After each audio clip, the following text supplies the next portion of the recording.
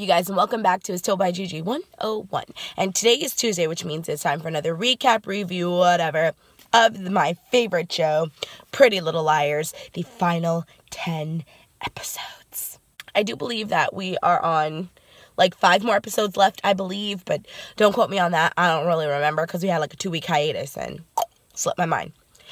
You might be able to tell, number one, because there are 2 disclaimers I have for you. Number one, yes, we are in my car because, number one, I didn't feel like, saying number one for the millionth time already, didn't feel like filming in my usual spot. I went to film someplace a little bit more ominous because this episode was pretty ominous. And disclaimer number 2, I'm really sorry if I'm yelling. My ears are still pretty clogged from me getting over this cold or flu, whatever it is that I have, and I can't really hear myself. So if I'm yelling, I'm really sorry. Just turn down your speakers.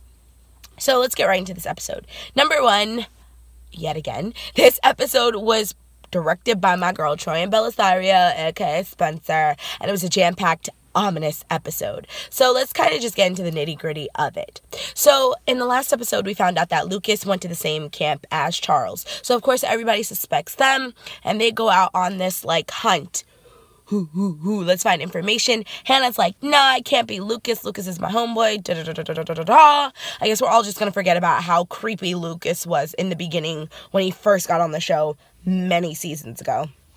But so there was that. So Emily and Hannah go through all their stuff and they come across this comic book that was written by Charles and Lucas, and it was basically about this kid who's being teased and seeks revenge and becomes like this heroine that kills everyone, including family that's been bothering them. Yeah. So that happened. Then Emily wanted a DNA test to find out if the baby that Allison is carrying really belongs to her. They did the DNA test and it is hers. But plot twist, Archer Dunhill is not the father. So who the father of this baby is, nobody knows. I'm kind of saying that's Lucas. I feel like they're going to keep it all in the, like, PLL, suspectual pool family, okay? Maybe it's just me, but I just kind of feel like it's Lucas's baby. So then Mary Drake reaches out to Spencer via notes in a wine bottle, like mother, like daughter, wineaholics. And basically, Mary says she wants to meet her someplace, and she goes to meet her, and all of a sudden, Detective Fury shows up. Now, it was kind of obvious in their interaction in the very beginning of the episode that he felt like something was off, but when he went there, he confronted her and basically said, every piece of evidence that I try to put together about who could have killed Archer Dunhill comes to you, and if you don't tell me what's going on, I can't help you later on down the road. And he said one of the biggest clues was that the same card that Archer Dunhill brought his ticket out of town for was also used at the Radley the same night. And so he's not really understanding how that worked. And she has a flashback of being drunk, first meeting him, saying, he asking, what did you do? She said, I buried a body, blah, blah, blah, blah. And then she's pretty sure she put his card down and paid for the drinks, and she signed her name because she thought that it was her credit card. So, so many things happening there. And basically when Mary Drake asks to meet her through, like I said, a note through the wine bottle, and he follows her to the house, and he confronts her about that, and she goes home and takes a shower, and Mary leaves a note and says, you brought the police, I really don't blame you, goodbye. So now me and Spencer are just like, ah, damn. Like, why, Gina? Damn, Gina, damn. So that went on. Paige has, for the 3rd time, said she is leaving Emily because Emily tells her about everything that's going on, and she chooses to confront Allison and ask Allison, do you love Emily? Are you in love with her? And she doesn't say she's in love with her, but she says how she makes her feel, which are all the character traits of what a person in love feels. So Allison unofficially admits that she loves Emily. She tells Emily she agrees to have the baby because at first she was kind of like, no. But that talk with Paige really helped her come around, so she said yes. Hannah enlists the help of Mona to try and beat the game, and Mona's sadistic self is like, this game is so beautifully crafted. Like, yo, Mona, I cannot with you. And then for the best part of all, I had to save the best for last. What liar did we not talk about yet? Aria. Y'all know I can't stand Aria. She's annoying. She's annoying to me before she became the rat bastard that she is currently. So basically, she gets a video chat from AD. And guess who it is now? It's not a Black Hood. Oh no. It's an Aria avatar. I ain't gonna lie, the voice kind of sounds like Paige, but it's still an Aria avatar. And this avatar has her divulging information, and she wants the magazine that Lucas has and makes her steal it. Once she steals it, she gets the black hoodie. So essentially, Aria has now joined the A team. However, I couldn't help but think there are so many clues and so many things that are pointing to Aria as A, and it's like you basically, she was the AD avatar. You could not be any more blatant than to say Aria is AD. I don't know. At first, I just thought this was all in Spencer's head, or that it was some effed up game Spencer was playing and she's sitting in her therapist talking about what she did. But now I'm starting to low-key feel like Aria is AD, or Aria was A this whole entire time.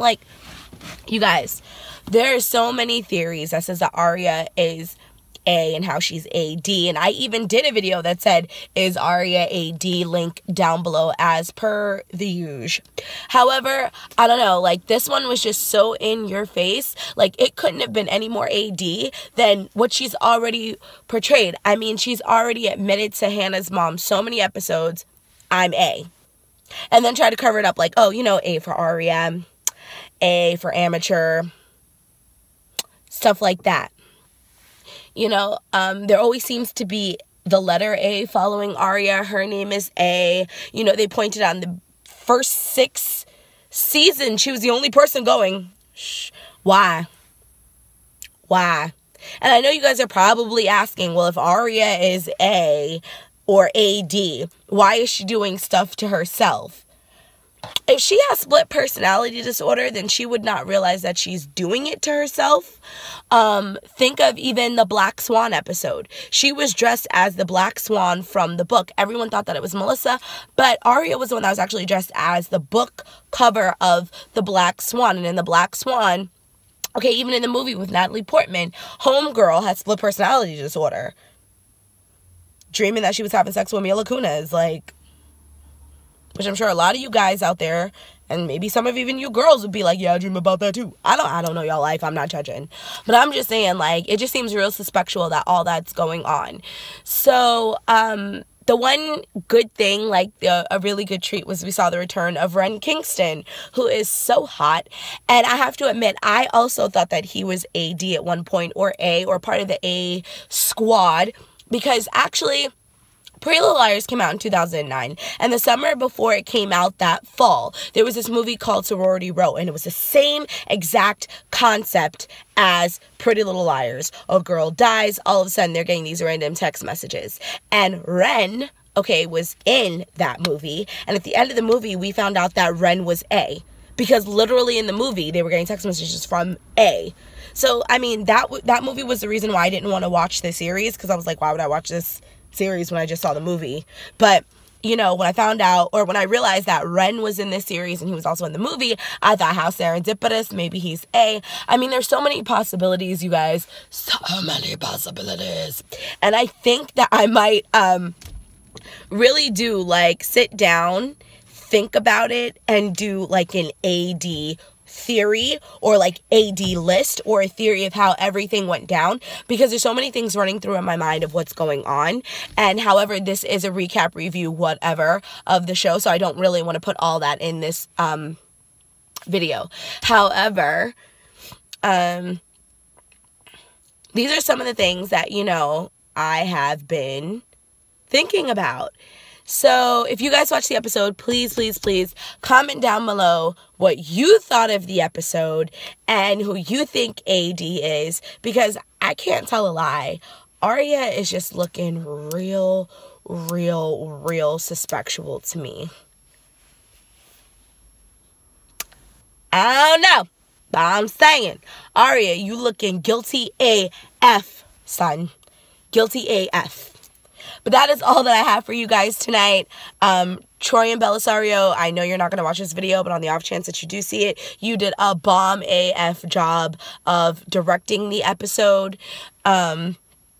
Just great job, and I can't wait to see what else you're going to do. Lucy Hale has a new show that is going to be coming out where her love interest is actually the actor who played Merlin in Once Upon a Time. So there's that going on. But yeah, that's it for this episode. If you like this episode and you want to see more like it, or if you want to see more from me, then you definitely need to be part of the Gigi Meister Merpod and come swing with us on all of our adventures. How am I to do that, you're probably asking? Well, it's simple. All you have to do is rate, comment, subscribe, and share, because sharing is caring, and I'll be seeing you in my next video. Love us and like, share.